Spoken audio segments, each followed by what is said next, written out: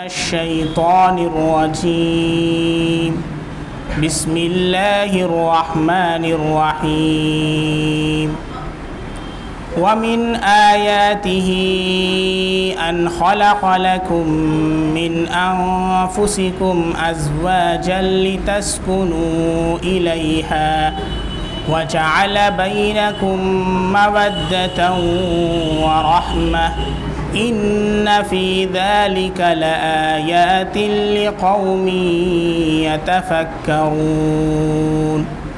صدق اللہ العظیم۔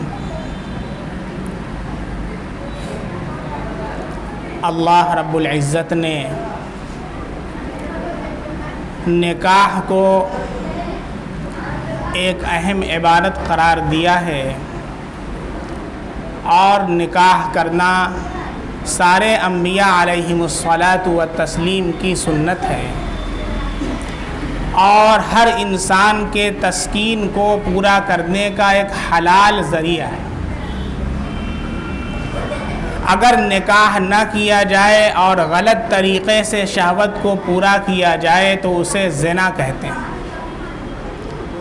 جب معاشرے میں نکاح کو بہت زیادہ مہنگا کر دیا جاتا ہے تو پھر زنا عام ہو جاتا ہے، اور جب زنا عام ہوتا ہے تو اللہ کی رحمتیں اٹھ جاتی ہیں، عذاب نازل ہوتا ہے۔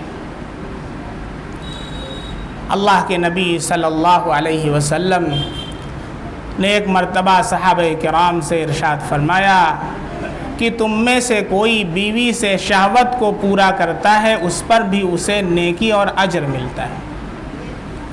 تو صحابہ کرام نے کہا اے اللہ کے نبی صلی اللہ علیہ وسلم، یہ بات سمجھ میں نہیں آئی، ہم میں سے کوئی اپنی شہوت پوری کرے، صحبت کرے اور اسے اجر ملے، ثواب ملے؟ اللہ کے نبی صلی اللہ علیہ وسلم نے فرمایا بھلا یہ بتاؤ، اگر وہ اپنی بیوی سے شہوت پوری نہ کرتا بلکہ اسے حرام جگہ پر پوری کرتا، زنا کرتا، تو اسے گناہ ملتا کہ نہ ملتا؟ صحابہ نے کہا ضرور گناہ ملتا۔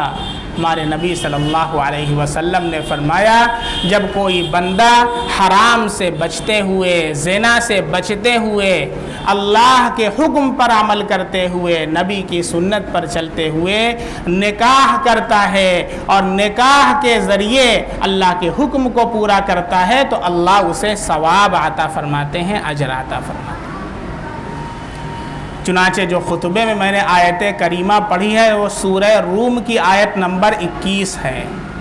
اللہ ارشاد فرماتے ہیں وَمِنْ آيَاتِهِ أَنْ خَلَقَ لَكُم مِّنْ أَنفُسِكُمْ أَزْوَاجًا، اور اللہ کی نشانیوں میں سے ایک نشانی یہ بھی ہے کہ اس نے تمہارے ہی جنس سے بیویاں بنائی ہیں، تمہارے جوڑے بنائے ہیں۔ کیوں بنایا ہے؟ اللہ نے بتایا لِتَسْكُنُوا إِلَيْهَا، تاکہ تم ان سے سکون حاصل کر سکو۔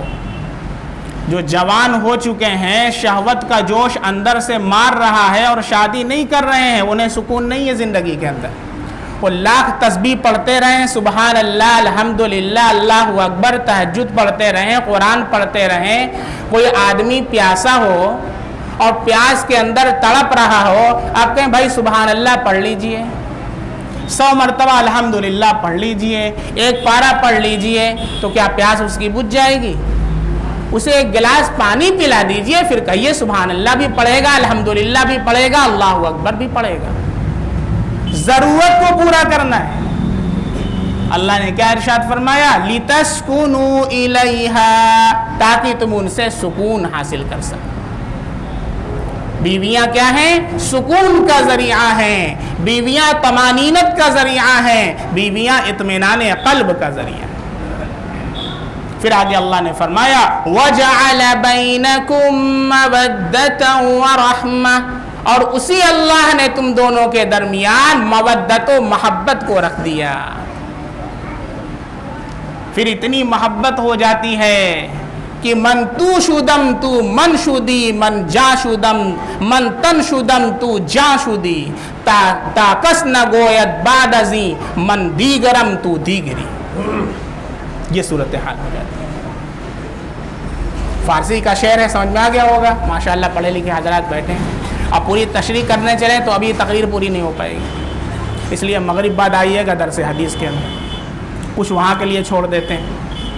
بجائے ادھر ادھر چائے کی دکان پر بیٹھنے کے آدھا گھنٹہ اللہ کے نبی کی حدیث آ کر کے سن لیا کیجیے, قلب روشن ہو جائے گا انشاءاللہ. زندگی بھر ہم نے یہاں وہاں لگا دیا, آدھا گھنٹہ آپ اللہ کے نبی کی حدیث کو سن لیجئے, دیکھیے قلب روشن ہو جائے گا انشاءاللہ. اللہ فرماتے ہیں کہ محبت بھی رکھ دیا, مودت بھی رکھ دیا.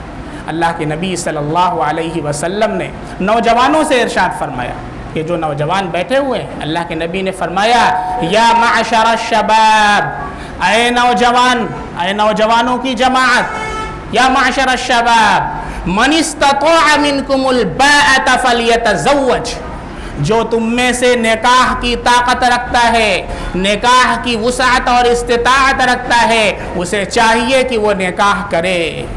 کیوں؟ فإنہ اغض للبصر واحسن للفرج, اس لیے کہ نکاح نگاہ کو نیچی کر دیتا ہے اور شرمگاہ کی حفاظت کا ذریعہ. جو لوگ نکاح نہیں کیے ہوئے ہیں وہ آنکھ بھی مارتے ہیں, شرمگاہ بھی مارتے ہیں, چیٹنگ بھی کرتے ہیں, ڈیشنگ بھی کرتے ہیں, سیٹنگ بھی کرتے ہیں, ویڈنگ بھی کرتے ہیں, فیلنگ کرتے ہیں, سب کرتے ہیں. کیوں؟ اس لیے کہ اللہ کا حکم پورا نہیں کر رہے. اور جو والدین بالغ ہونے کے بعد بچوں کا نکاح نہیں کر رہے ہیں, سن لیں, شام کو حدیث پڑھی گئی ہے, درس حدیث میں بات آ چکی ہے, اگر وہ گناہ میں ملوث ہوتے ہیں تو والدین پر ان کا گناہ ہوگا. بچوں کو تو ملے گا چونکہ بالغ ہو چکے ہیں, لیکن والدین بھی اس میں برابر کے شریک ہیں, چونکہ وہ بیٹھے ہوئے ہیں ٹھاٹ سے. بڑکا کی نہ ملتی, بس چھوٹکا کی مل رہی تو کر دو بھیا, نہ ہی پہلے بڑکا کی ہوئیے. اب بڑکا کی ہوتے ہوتے چھوٹکا بیچارہ 35 کو پہنچ جا رہا ہے اور وہ الگ تڑپ رہا ہے بیچارہ, لیکن ابا سے کہہ نہیں سکتا چونکہ وہ تو بے احترامی میں آ جائے گا نا. اگر وہ نکاح کے لیے کہہ دے گا, ہیپی برتھ ڈے منانے کے لیے کہے, ارے بہت اچھا بچہ ہے میرا ماشاء اللہ, رے آ جاؤ گلے لگا لیں, اور نکاح کرنے کے لیے کہے, حرام سے بچنے کے لیے اپنے ابا اماں سے کہے, تو ابا اماں اس کی سننے کے لیے تیار نہیں. یہ صورتحال ہے ہمارے گھر میں. اللہ کے نبی نے ارشاد فرمایا اے نوجوانوں کی جماعت, تم میں سے جو نکاح کی استطاعت رکھتا ہے, طاقت رکھتا ہے, اسے چاہیے کہ وہ نکاح کر لے, اس لیے کہ نکاح آنکھ کی بھی حفاظت کرتا ہے, شرمگاہ کی بھی حفاظت کرتا ہے. اور اگر کوئی نکاح کی طاقت نہیں رکھتا تو کیا کرے؟ اللہ کے نبی نے آگے وہ بھی بتایا ہے, سن لیجئے پوری بات. اس لیے بیچ میں سے جو لوگ اٹھ کے چلے جاتے ہیں وہ آدھا تیتر آدھا بٹیر کر دیتے ہیں, کچھ پتہ نہیں ہوتا. بہت سے لوگ, میں نے ایک مسئلہ بتایا, آدھا سن کے اٹھ کے چلے گئے. اب مفتی صاحب نے یہ بتایا, ارے اللہ کے بندے پورا تو سنا ہوتا تو نے. اللہ کے نبی نے آگے کیا فرمایا, وَمَن لَّمْ يَسْتَطِعْ, جو نکاح کی طاقت نہیں رکھتا کیا کرے, فَعَلَيْهِ بِالصَّوْمِ, اس کے اوپر ضروری ہے کہ روزہ رکھے. خالی رمضان کا روزہ نہیں, روزانہ روزہ رکھے. جس کو اپنے نفس پر کنٹرول نہیں ہے, جوان ہو چکا ہے اور ادھر ادھر منہ مار رہا ہے, اس کے لیے کیا چاہیے؟ روزہ رکھے. کیوں؟ اللہ کے نبی نے فرمایا فَإِنَّ لَهُ وِجَاءَ, روزہ اس کے لیے ڈھال بن جائے گا. کیونکہ جب انسان کو بڑھیاں بڑھیاں کھاتا ہے تو پھر اس کے بعد کچھ کرنے کا جی کرتا ہے, اور بیوی ہے نہیں, اب کیا کرے گا؟ زنا کرے گا, چیٹنگ کرے گا, ڈیشنگ کرے گا, حرام کے اندر مبتلا ہوگا. آج مسلمانوں کی اکثریت, میں کہہ رہا ہوں نوجوانوں کی اکثریت ان حرام کاری کے اندر مبتلا ہے, اور ہم کہتے ہیں اللہ کی رحمت نہیں نازل ہو رہی ہے. اللہ کی رحمت نازل ہوگی کہ اللہ کا عذاب نازل ہوگا؟ بات سمجھ میں آ رہی؟ اللہ کے نبی صلی اللہ علیہ وسلم نے یہ بھی ارشاد فرمایا کس سے نکاح کرنا ہے, نکاح میں کن چیزوں کو ترجیح دینا ہے.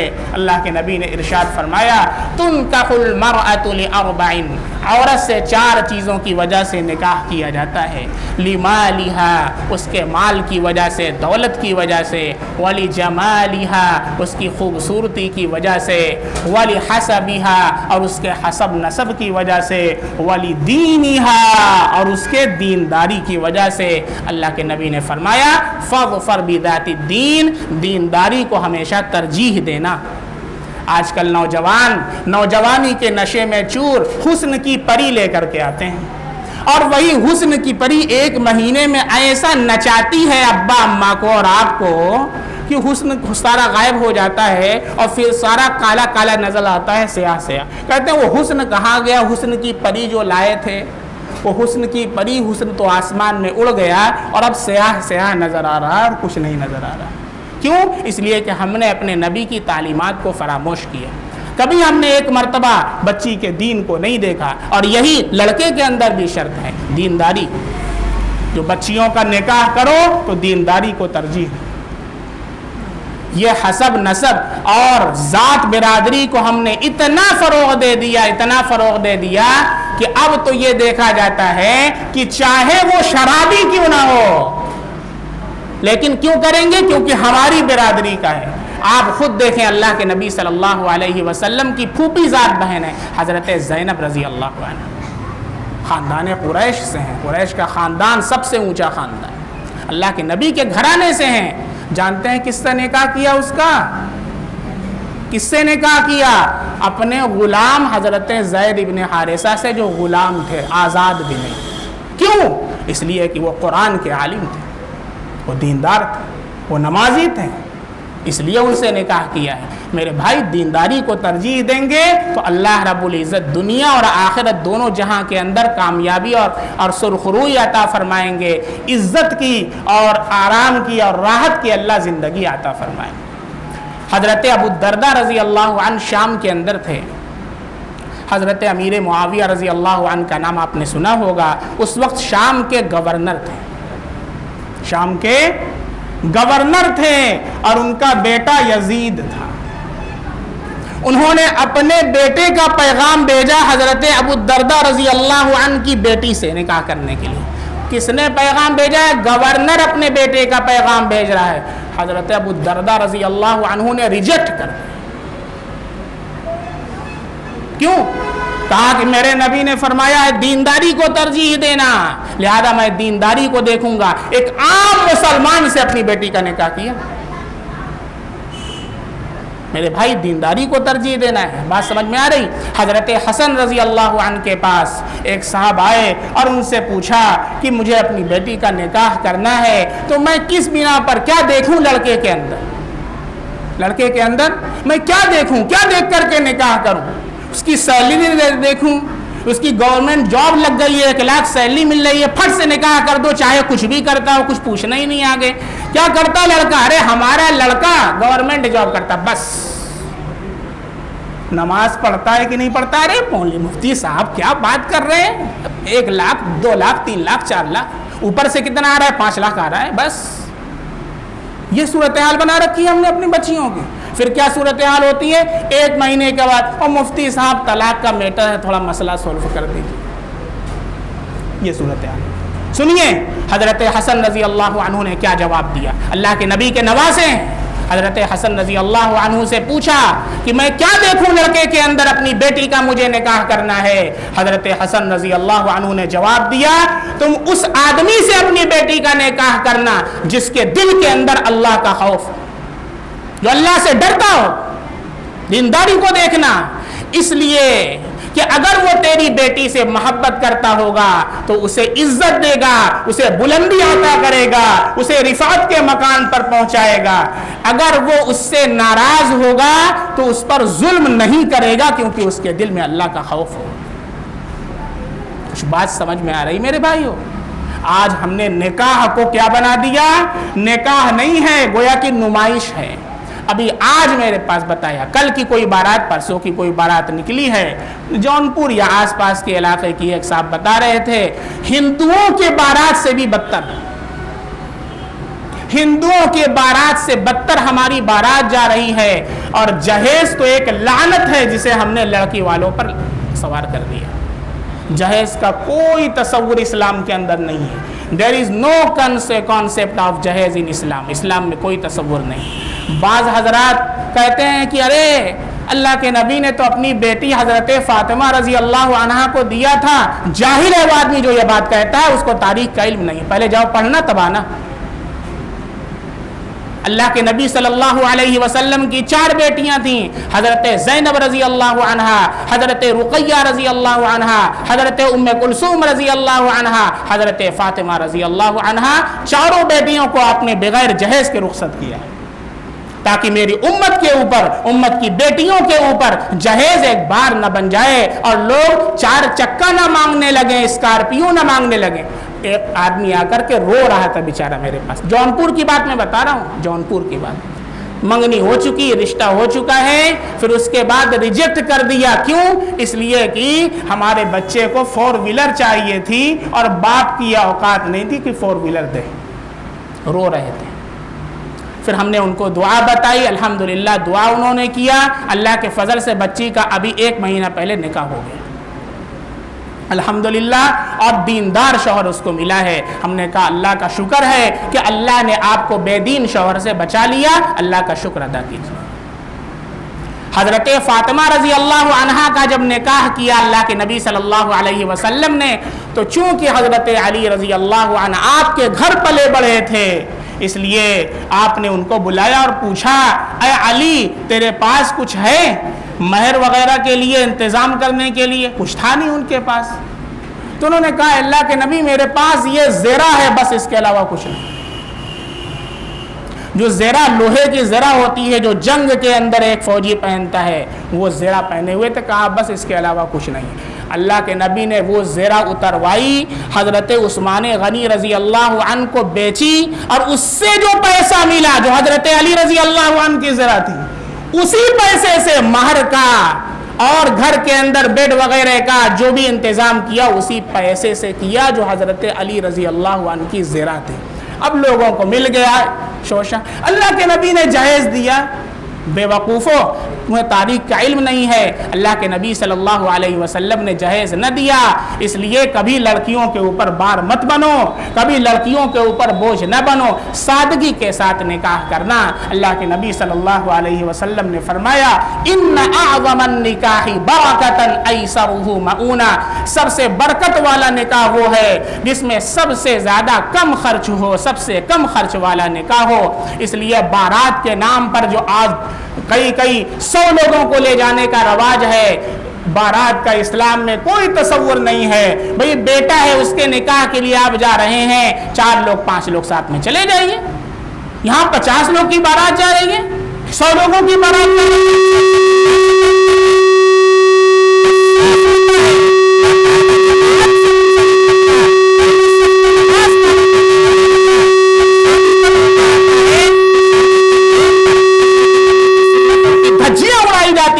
آپ کی سنتوں کو اپنے پیروں تلے روند دیا جاتا ہے, اور پھر کہا جاتا ہے ہم تو بڑے پکے مسلمان ہیں. تو پکا مسلمان نہیں ہے, تو دھوکے باز ہے, تو مکار ہے, تو عیار ہے, تو دھوکہ دینے والا ہے اللہ کے نبی کو اور اللہ کے دین.